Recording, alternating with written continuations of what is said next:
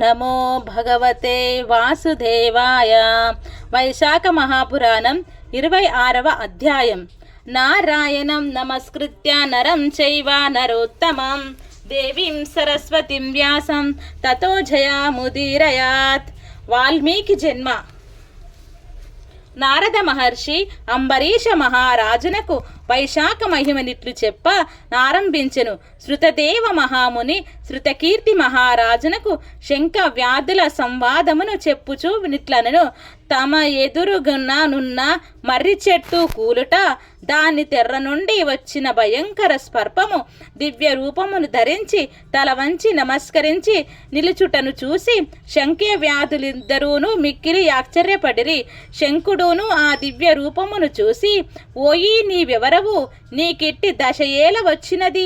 విముక్త ఏల కలిగినది? నీ వృత్తాంతము ఎంతయు వివరముగా చెప్పుమని అడిగెను. శంకుడిట్లా అడగగానే ఆ దివ్య పురుషుడు సాష్టాంగ నమస్కారం చేసి ఇట్లు చెప్పనారంభించెను.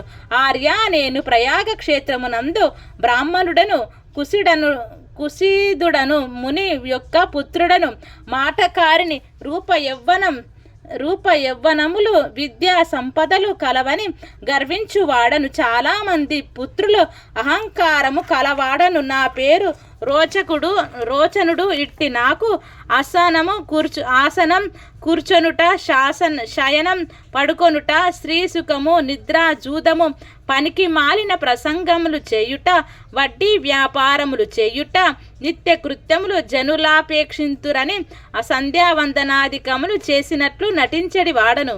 మోసము, ఆడంబరం తప్ప నాకు పూజలయందు శ్రద్ధ లేదు. ఇట్లు కొంతకాలం గడిచెను. ఒక వైశాఖ మాసమున జయంతుడను బ్రాహ్మణోత్తముడు వచ్చి మా ఊరిలో నున్న వారికి వైశాఖ వ్రతమును ధర్మములు మున్నగు వారిని వివరించుచుండెను.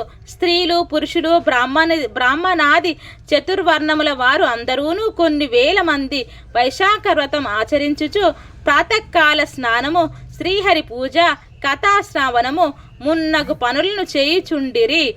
జయంతుడు చెప్పుచున్న శ్రీహరి కథలను మౌనముగా శ్రద్ధాసక్తులుగా వినుచుండిరి. నేను ఆ సభను చూడవలయునని వేడుక పడితిని.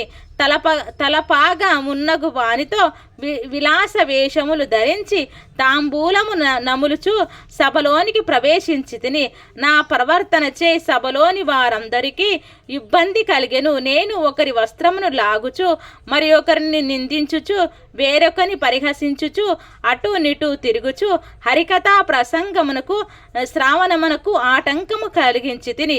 ఇట్టి దోషములచే నా ఆయువు క్షీణించి రోగగ్రస్తుడనైతిని, మరణించి తిని. మిక్కిలి వేడిగా నున్న నీటిలోను సీసములతోనూ నిండియున్న నరకంలో చిరకాలం కాలకూట సాన్నిధ్యమును నుండి 84 లక్షల జీవరాశుల యందును జన్మించుచు భయంకర సర్పమును పొంది విశాలమైన ఈ మర్రి చెట్టు త్వరలో ఆహారం లేక బాధపడుచు 10,000 సంవత్సరములుంటిని. దైవికముగా నీవు చెప్పుచున్న వైశాఖ మహిమను విని పాపములు పోగొట్టుకొని శాప విముక్తుడనై దివ్య రూపమునందితిని. నాకిట్టి భాగ్యమును కలిగించిన నీకు కృతజ్ఞుడనై ఇట్లు నమస్కరించి తిని. స్వామి, మీరు నాకు ఏ జన్మలో బంధువులో తెలియదు. నేను మీకెప్పుడూను ఏ విధమగు సాయపడలేదు. అయినను సజ్జనుల అన్ని ప్రాణులతో స్నేహము కలిగి ఉందురు కదా స్వామి. సజ్జనులు దయావంతులగు వారు నిత్యము పరాయణులే కదా స్వామి. నాకు సదా ధర్మబుద్ధి కలుగునట్లును, విష్ణు కథలను మరవకుండునట్లును అనుగ్రహింపుము. నేత్ర దోషం కలవానికి కాటుక సాయపడినట్లుగా ధనమదము కలవారికి దరిద్రుడు, మంచి నడవడిక గల సజ్జనుల సహవాసం మాత్రం సదా ఉండవలెను అని ఆ దివ్య పురుషుడు శంఖముని బహువిధములుగా ప్రార్థించుచు నమస్కరించు ఇట్లా అనను. శంఖమునియు తనకు నమస్కరించి ఉన్న దివ్య పురుషుని తన బాహువులతో పైకి లేవదెత్తెను. తన పవిత్రమైన చేతితో వానిని సృష్టించి వానికి మరింత పవిత్రుని గావించెను. ధ్యాన స్థిమితుడై కొంతకాలముండి వానిపై దయాపూర్ణుడై వానికి ముందు కలగబోవు జన్మ నిట్లు నివరించెను. ఓయి వైశాఖ మాస మహిమను వినుట వలన, శ్రీహరి మహిమను వినుట వలన నీ పాపములన్నీ పోయినవి. నీవు దశార్ణ దేశమున వేదశాస్త్రమును బ్రాహ్మణుడవుగా జన్మంతువు. వేదశాస్త్రాదులను చక్కగా చదివి ఎందువు. పాపమును కలిగించు దారేశన ధనేశన పుత్రేశనను విడిచి సత్కార్యములు ఎందిష్టము కలగవాడై విష్ణు ప్రియములగు వైశాఖ ధర్మములన్నిటినీ పెక్కుమాన్లు చేయగలవు. సుఖ దుఃఖాది గంధాములను విడిచి నిస్సంగుడవై నిరీహుడవై గురుభక్తి ఇంద్రియ జయములు కలవాడై సదా విష్ణు కథాసక్తుడవు కాగలవు. ఇట్లుండి సర్వబంధములు విడిచి సర్వోత్తమ మగు శ్రీహరి పదములు చేరగలవు. నాయన భయపడకుము, నీకు నాయ అనుగ్రహము శుభము కలుగు కలదు. హాస్యముగా గాని భయముగా గాని కోపం వలన గాని ద్వేషకాలమున వలన గాని స్నేహం వలన గాని శ్రీహరి నామముచ్చరించిన సర్వ పాపము నశించును. శ్రీహరి నామమును పలికిన పాపాత్ములును శ్రీహరి పాదమును చేరుదురు సుమా. ఇట్టి స్థితిలో శ్రద్ధాభక్తులతో జితేంద్రుడై జితక్రోధుడై శ్రీహరి నామమునుచ్చరించిన వారికి శ్రీహరి 10,000 కలుగదు. శ్రీహరికిపై భక్తియే కరిగి సర్వధర్మములను విడిచిన వారైనను శ్రీహరి పదమును చేరుదురు. ద్వేషాదులచే శ్రీహరిని సేవించిన వారు పూతన వలె శ్రీహరి స్థానములను చేరుదురు. సజ్జన సహవాసం సజ్జన సంభాషణ మున్నగునవి తప్పక ముక్తినిచ్చును. కావున ముక్తికి గోరువారు సజ్జనులు సర్వాత్మన సేవింపవలెను. శ్లోకమున దోషములున్నను శ్రీహరి నామములున్నచో సజ్జనులు ఆ శ్రీహరి నామమునే తలచి ముక్తి నందుదురు. ముక్తినిత్తురు అనగా విష్ణునామ మహిమ గమనింపదగినదని సుమా. శ్రీహరి భక్తులకు కష్టమును కలిగించు సేవను కోరడు, అధిక ధనమును రూపయౌవనములను కోరడు. శ్రీహరిని ఒకమారు స్మరించినను సర్వోత్తమ మగు వైకుంఠ ప్రాప్తినిచ్చును. అట్టి భక్త సులభుని దయాలువును విడచి మరి ఎవరిని శరణు కోరుదుము. కావున దయానిధి జ్ఞానగమ్యుడు భక్తవత్సలుడు పునఃపూర్వకమగు భక్తికే సులభుడు అవ్యాయుడగును శ్రీమన్నారాయణుని శరణు పొందుము. నాయన వైశాఖ మాసమునకు చెందిన ధర్మములన్నిటినీ యథాశక్తిగా నాచరింపుము. జగన్నాథుడగు శ్రీహరి సంతసించి నీకు శుభములనిచ్చును అని శంకుడు దివ్య రూపధారిని ఉద్దేశించి పలికెను. ఆ దివ్య పురుషుడు కిరాతును చూచి ఆశ్చర్యపడి మరలా శంకునితో నిట్లెను. శంఖ మహాముని దయాస్వభావం గల నీచే అనుగ్రహింపబడి ధన్యుడినైతిని. నాకు గల దుర్జన్మల నశించినవి. నీ అనుగ్రహము నుత్తమ గతిని పొందగలను అని పలికి శంకుని యనుజ్ఞ నుండి స్వర్గమునకు పోయెను. కిరాతుడును శంఖమునితో వలయు ఉపచారములు భక్తియుక్తుడై ఆచరించెను.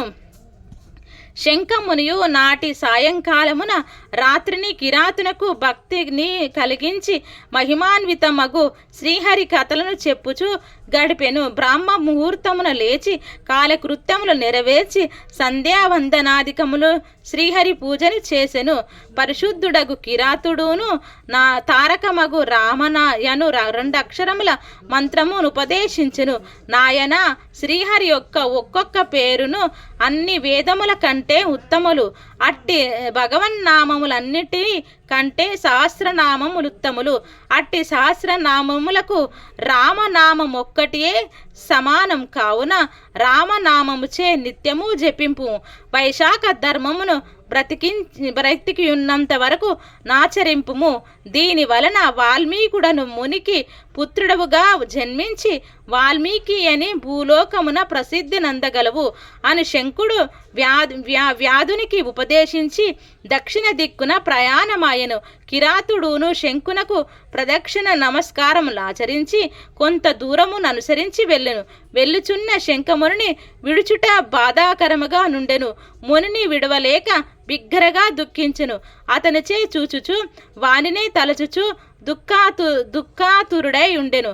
అతడు ఆ అడవిలో మనోహరమైన తోటను నాటి నీడనిచ్చు మండపములను చలివేంద్రములను నిర్మించెను. మహిమాన్వితమగు వైశాఖ ధర్మములను ఆచరించుచుండెను. అడవిలో దొరకు వెలగా మామిడి పనస మున్నగు పండ్లతో బాటసారులకు సేవ చేయుచుండెను. పాదుకలు, చందనము, గొడుగులు, విసన కర్రలు మున్నగు వారిని నిచ్చుచు బాటసారుల అనేక విధములుగా సేవించుచుండెను. ఇట్లు బాటసారులకు సేవ చేయుచు శంఖమును చెప్పిన రామనామమును రాత్రింబవళ్ళు జపించుచు కాలాంతరమునకు మరణించి వాల్మీకి మహాముని పుత్రుడై జన్మించెను. కృష్ణుడును ఒక ముని జితేంద్రుడై సర్సిరమణ చిరకాలం తపమాచరించెను. బృహస్పతిని విడిచి మిక్కిలి తీవ్రమగు తపము నాచరించెను. కొంతకాలమునకు వానిపై మట్టి పడి ఒక పుట్టగా నయ్యెను. పుట్టలు కట్టినను బృహస్పతిని విడిచి తపము నాచరించుచుండట వలన వానికి వాల్మీకమని అని పిలవసాగిరి. కొంతకాలమునకు అతడును తపమును మానెను. వానిని చూసి నాట్యకర్త యొక్కతి మోహించి వారిని వివాహమాడెను. వారిద్దరికీ పుట్టిన పుత్రుడు వాల్మీకి ఆయను. అతడి దివ్యమైన రామకథ గంగా ప్రవాహమును భూమిపై ప్రవహింపజేసెను. అతడు రచించిన రామాయణ మహాకావ్యము మానవుల సర్వ కర్మ బంధములను పోగొట్టునదై ప్రశాంతతను ముక్తులను చేసినది. శృతకీర్తి మహారాజా, వైశాఖ మహిమను వింటివా? దుష్టుడగు కిరాతుడు శంకుని పాదములను మున్నగు వానిని దుర్బుద్ధితో నపహరించు వైశాఖ మహిమ వలన శంకునికి శిష్యుడై పెక్కు ధర్మములు విని ఆచరించి వాల్మీకి అయి జన్మించి పవిత్రముగు రామకథను లోకమునకు దిలిపి చిరస్మరణీయుడాయను. మహర్షి ఆయను.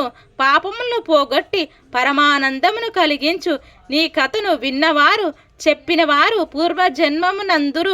పునర్జన్మనందరు ముక్తిని పొందుదురు అని శృతదేవుడు శృతకీర్తి మహారాజునకు శంఖ్యవ్యాధ సంవాదమును వివరించెను అని నారదుడు అంబరీషునికి వివరించును. వైశాఖ పురాణం 26వ అధ్యాయం సంపూర్ణం.